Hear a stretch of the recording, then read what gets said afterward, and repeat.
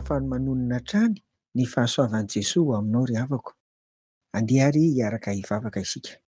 Ry Tompo Rainay any an-danitro, indre ny hafalianay, mihiratra amin'ny masonay. Nomenao tombonandro mpahavelomana indray. Saotra ny amin'izany fitiavanao izany. Voninahitra ho anao.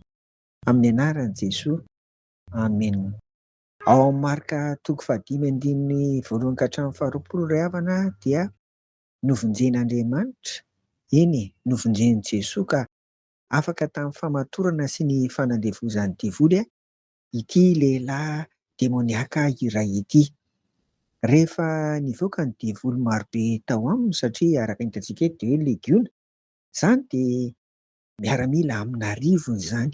Tena maro izany ny diavoly namatotra an'ity lehilahy ity, fa izao rehefa sitrana izy dia nangataka mba hanaraka an'i Jesoa, afaka tanteraka, afaka tamin'ny namatotra azy.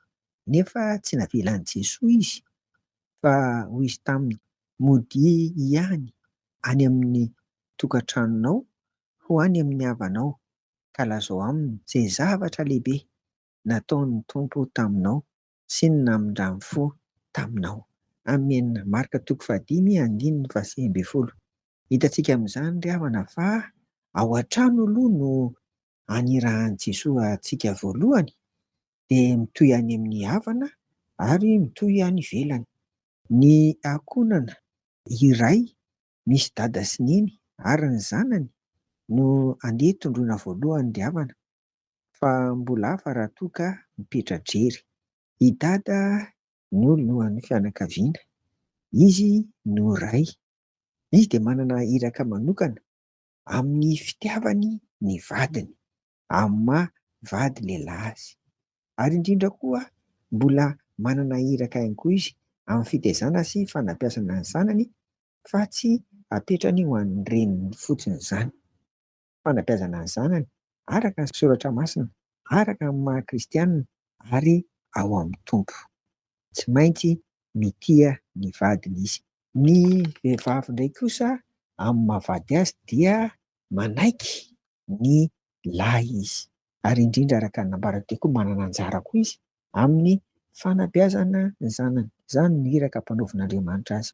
Fa ny zanaka kosa dia manaiky sy mankatoa ny ray aman-dreny amin'ny fahendrena.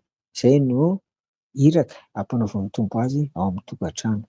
Ny ankonana irahan'i Jesoa ary eto andeha ilazany amin'ny hatsarany sy izay nataon'ny Tompo taminy sy ny famindram-pony ihany, dia ankonana manatanteraka an'ireo izay ambaran'ny soratra masina, hoentina mifankatia ho an'ny mpivady ary hoentina manabe ny zanany araka ny soratra masina sy ny didin'ny Tompo, ary indrindra ny fiainana kristianina, anjaka ny fifankatiavana.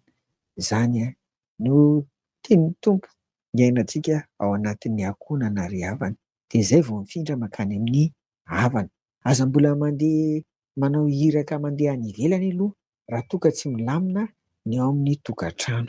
Ary faharoa hitantsika eto fa azo alaina sary an-tsaina fa tsy manana tokantrano fa mipetra-jery ity lehilahy demoniaka sitrana ity. Koa tsy magaga raha tonga dia nandeha tany ivelany izy, tany amin'ny fiarahamonina, tany amin'ny havany.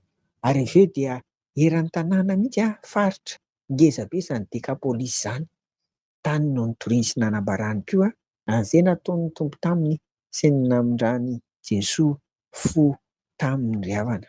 Hitantsika ao anatin'izany ary fa ny iraka ampanaovin'ny Tompo antsika dia mazava ilay hoe Jerosalema, Jodia, Samaria ary hatrany amin'ny faran'ny tany. Atombohy ao amin'ny tokantrano misy ianao ary asehoy izany asa-pamonjena nataon'i Jesoa izany taminao, ary asehoy ao amin'ny ankonana, dia hitaro any amin'ny havana, ary eto eo amin'ny fiarahamonina misy ianao mihitsy ihany koa. Ry havana, ingany ary mba tahaka ny nataon'ity demoniaka sitrana ity izay nahagaga ny olona, ary dia tena tafita ny filazantsara noentina, dia inganinga tahaka izany koa nahatanterahanao ny iraka ampanaovin'ny Tompo anao ry havana amin'izao farapariny andinihetsika androa hevitra izao. Amen. Ny vavaka arsika dia mbola tsy mitsahatra izay ny misaotra anao ary Tompo, ampio izay ary mba havita ny iraka ampanaovinao anay manomboka ato amin'ny tokantrano misy anay tsirairay avy, araka ny andraikitra sy ny toeranay ato amin'ny tokantrano ary hiditra any amin'ny havana sy handeha any amin'ny fiarahamonina. Angatahana amin'ny anaran'i Jesoa, mba ho betsaka ny babinao ihany koa. Amin'ny anaranao anaovana izany vavaka izany. Amen. Ho aminareo ny fiadanan'i Jesoa ry havako. Amen.